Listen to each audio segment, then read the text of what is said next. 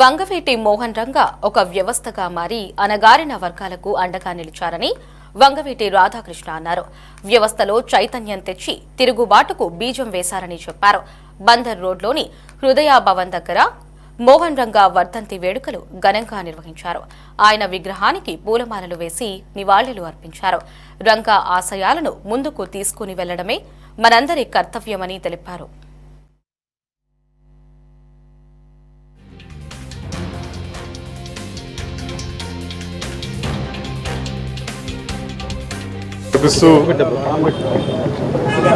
ప్రాంతాలకు అతీతంగా కులాలకు అతీతంగా ప్రతి ఒక్కళ్ళు ఆయన్ని ఒక ఆరాధ్య దైవంలాగా కొలుస్తున్నారు.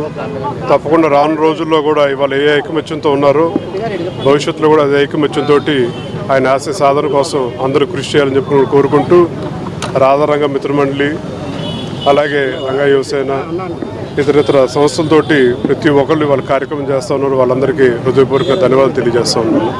వంగవీటి మోహన్ రంగా గారు ఉన్నప్పుడు ఎన్నో కార్మిక సంఘాలు పేదలు కులాలకు అతీతంగా మతాలకు అతీతంగా పేదల గుండెల్లో జీవించిన వ్యక్తి వంగవీటి మోహన్ రంగా గారు.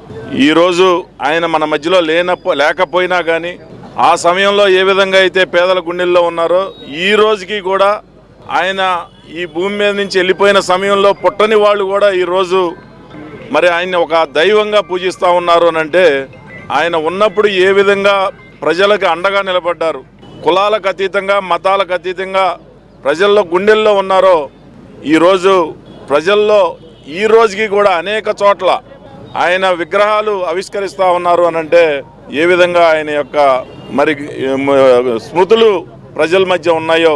కొంతమంది స్వార్థం కోసం ఆయన ఆశయ సాధన కోసం పోరాడుతున్న సమయంలో కొంతమంది స్వార్థ శక్తులు ఆయన ప్రాణాలు బలిగొన్నారు.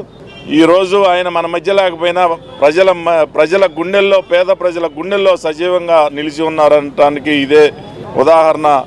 తప్పకుండా మేమందరం కూడా మరి ఎప్పుడూ ఆయన ఆశయాలు ప్రజల్లోకి తీసుకెళ్ళడానికి ముందుంటామని ఈ సందర్భంగా తెలియజేస్తూ ఆయనకి ఘనంగా నివాళులు అర్పించడం జరిగింది.